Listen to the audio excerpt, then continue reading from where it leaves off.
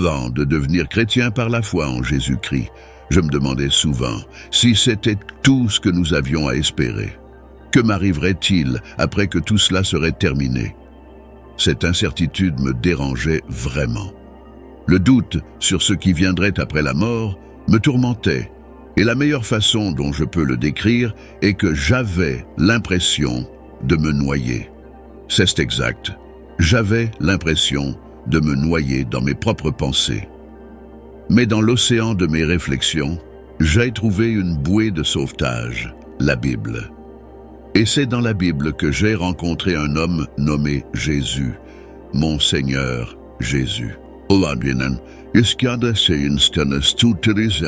Ce qui m'a le plus impressionné à propos de Jésus, c'est qu'il a vécu toute sa vie avec l'attente, l'espérance et la motivation de retourner un jour chez lui, au ciel. La certitude du ciel doit faire une différence dans nos vies, tout comme elle l'a fait dans la vie de Jésus. Vous pourriez me dire qu'on ne peut être sûr d'aller au ciel qu'après la mort, mais ce n'est pas vrai. Les hommes et les femmes dans la Bible savaient qu'il allait au ciel. Notre Seigneur Jésus le savait. Dans Jean 14, il dit « Dans la maison de mon Père, il y a plusieurs demeures. Si cela n'était pas, je vous l'aurais dit. Je vais vous préparer une place. » Ce n'était pas une prérogative exclusive de Jésus. Jean savait qu'il irait au ciel, oui, il le savait. Dans 1 Jean 3:2, il est écrit « Bien-aimés, nous sommes maintenant enfants de Dieu, et ce que nous serons n'a pas encore été manifesté.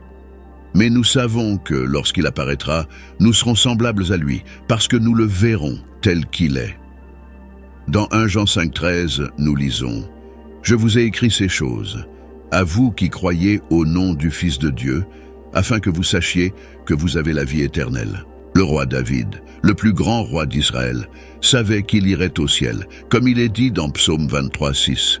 « Oui, le bonheur et la grâce m'accompagneront tous les jours de ma vie, et j'habiterai dans la maison de l'Éternel pour l'éternité. » Paul savait qu'il irait au ciel.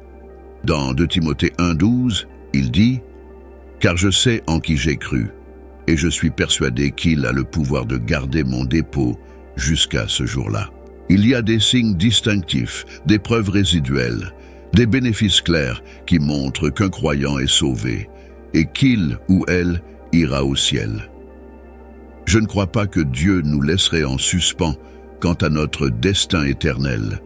Nous n'avons pas nécessairement besoin de comparaître devant le trône du jugement pour connaître notre destin éternel.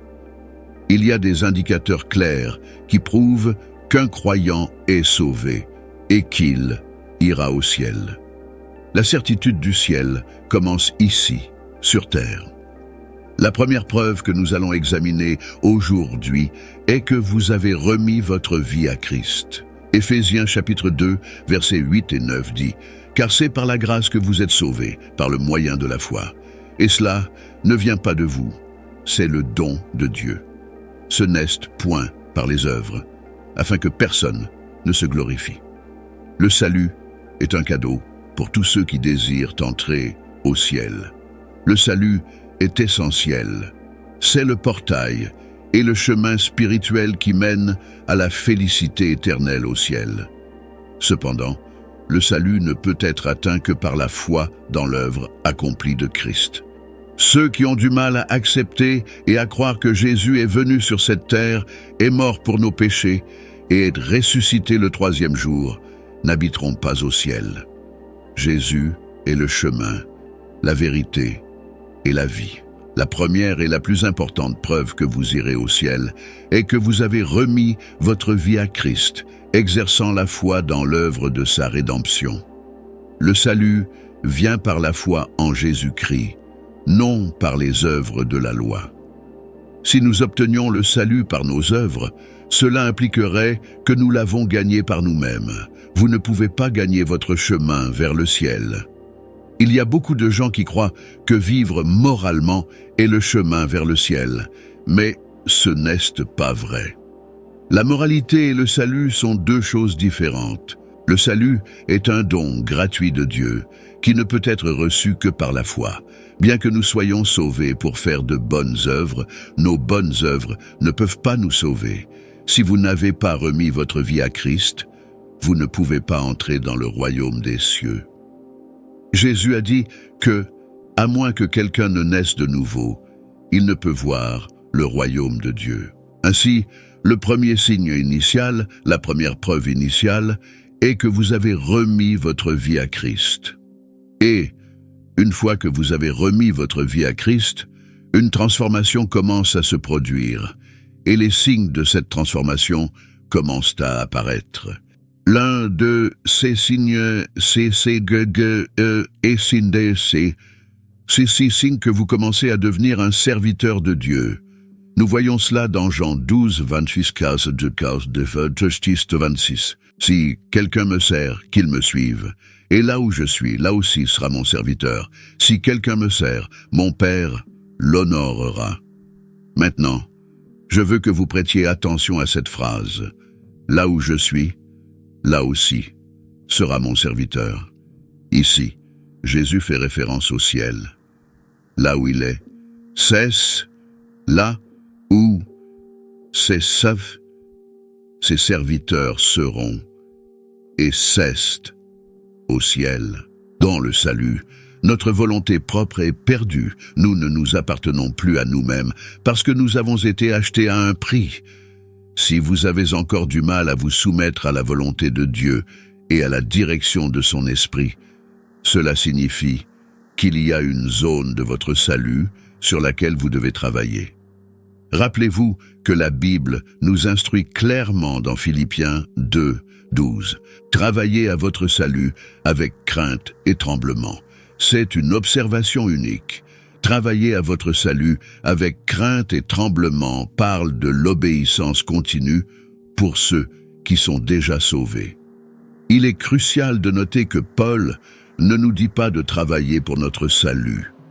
Cette déclaration implique la nécessité de vivre, de pratiquer, de démontrer et de montrer le salut que les croyants ont en Christ. Dans le salut, nous acceptons Jésus par la foi, non seulement comme Sauveur, mais aussi comme notre Seigneur. L'implication de cela est que nous croyons que Christ est mort pour nous, et, plus encore, nous nous soumettons à son autorité. Il est notre Seigneur. Seigneur signifie maître, et c'est exactement ce que Christ est pour nous. Le problème est que beaucoup de croyants ont accepté Christ comme Sauveur, mais ne veulent pas l'accepter comme Seigneur. Nous devons être des serviteurs de Christ alors qu'il devient notre Seigneur. Nous devons mourir à notre chair et à notre volonté propre pour vivre la vie éternelle. Une preuve claire que quelqu'un va au ciel est qu'il sert et obéit au commandement de Jésus-Christ. Dieu est le centre de votre vie. Dieu est la priorité absolue dans votre vie. Alors, je vous pose la question aujourd'hui. Le Seigneur est-il la priorité absolue dans votre vie? Occupe-t-il la place centrale dans votre vie? Est-il le numéro 1 dans votre vie? Êtes-vous sûr que Christ vous guide? À quel point êtes-vous obéissant à ses commandements? Essayez-vous sincèrement de garder sa parole? Le troisième signe est un cœur en paix. Jean 14, versets 1 à 3 dit que votre cœur ne se trouble point. Vous croyez en Dieu, croyez aussi en moi. Il y a plusieurs demeures dans la maison de mon Père. Si cela n'était pas, je vous l'aurais dit. Je vais vous préparer une place. Et si je mène, vais vous préparer une place. Je reviendrai et vous prendrez avec moi, afin que là où je suis, vous y soyez aussi. Lorsque Jésus était sur le point de mourir sur la croix, il réconfortait encore les disciples. Jésus est incroyable. Il est la définition même de la force. Il était sur le point de mourir sur la croix, et pourtant, c'est lui qui réconfortait les disciples. Cependant, Jésus leur a donné la promesse de revenir les emmener là où il est, après avoir préparé une place pour eux. Et cette promesse n'était pas seulement pour les disciples, cette promesse est pour vous et pour moi. Un croyant qui a la certitude du ciel a la paix dans son cœur. Et ces 3 versets de Jésus doivent être gardés de près dans le cœur de chaque croyant. Chaque fois que vous êtes inquiet, vous devez vous rappeler que ce monde n'est pas votre foyer et que votre cœur ne doit pas se troubler. Souvenez-vous de Jean chapitre 14 et rappelez-vous qu'un jour le Seigneur reviendra pour vous. Il l'a promis, il a dit « Je reviendrai ». Votre cœur ne se troublera pas si vous vous rappelez qu'un jour vous rentrerez chez vous, qu'un jour vous verrez le roi, qu'un jour vous serez au ciel. Et un jour, tout ce que vos yeux pourront voir, ce seront des anges, et encore des anges au ciel. Il n'y aura plus de larmes, plus de maladie, ni de douleur, ni de déception, ni de divorce. Toute la douleur que vous avez déjà ressentie, même la douleur que vous ressentez actuellement, sera un souvenir lointain. C'est pourquoi notre Seigneur nous a dit que votre cœur ne se trouble point. Vous avez le ciel à attendre avec impatience. Vous avez le ciel à espérer. C'est pourquoi, en tant que chrétiens, Dieu nous a donné une paix qui dépasse toute compréhension. La Bible donne un témoignage clair et puissant sur la paix que Jésus nous offre. Dans Jean 14, 27, il dit « Je vous laisse la paix, je vous donne ma paix. Je ne vous donne pas comme le monde donne. Que votre cœur ne se trouble point et ne s'alarme point. » Cette paix est quelque chose d'extraordinaire et d'exclusif pour nous, enfants de Dieu, et sert de signe clair que nous serons un jour au ciel. Cette paix que Jésus nous donne n'est pas comme la paix temporaire que le monde offre. C'est une paix profonde, durable et vraie qui apaise nos cœurs et nous donne de la sécurité. Le texte continue avec une promesse merveilleuse. Dans Apocalypse 21:3, nous lisons « Et j'entendis une grande voix venant du trône qui disait « Voici le tabernacle de Dieu avec les hommes. Il habitera avec eux, et ils seront son peuple. Et Dieu lui-même sera avec eux, il sera leur Dieu. » Ce passage nous révèle que finalement, nous verrons Dieu face à face. Le Dieu dont nous ressentons la présence alors que nous sommes sur terre, le Dieu qui nous protège et nous guide, habitera avec nous pour toujours. Je crois sincèrement que lorsque nous serons au ciel et que nous regarderons nos vies passées, tout sera révélé d'une manière claire et complète.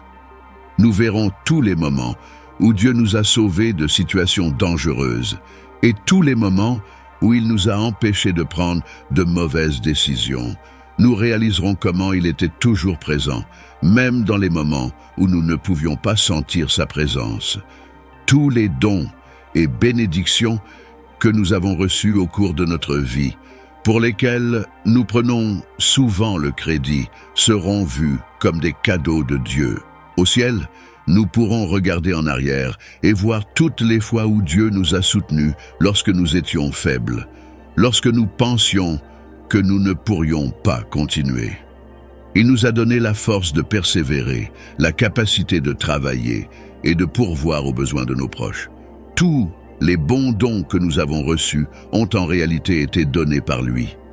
Nous verrons clairement que c'est Dieu qui nous a relevés lorsque nous sommes tombés, qui nous a donné du courage lorsque nous avions peur et qui nous a guidés lorsque nous étions perdus. Je dois réitérer ce que j'ai mentionné précédemment.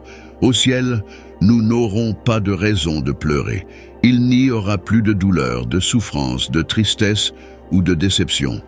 Toutes les difficultés et épreuves que nous avons affrontées ici sur terre seront surpassées par la gloire et la paix éternelle que nous éprouverons en présence de Dieu. Il n'y aura plus de larmes de tristesse, seulement des larmes de joie et de gratitude. Ce sera un état de béatitude complète, où toutes les blessures sont guéries et toutes les préoccupations disparaîtront.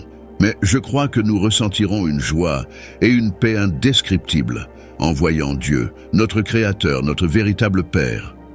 Nous verrons le visage de celui qui nous a aimés inconditionnellement, qui nous a guidés et protégés tout au long de notre voyage terrestre. Imaginez le moment sublime de finalement être face à face avec le Seigneur, ressentant son amour pur et parfait nous envelopper complètement.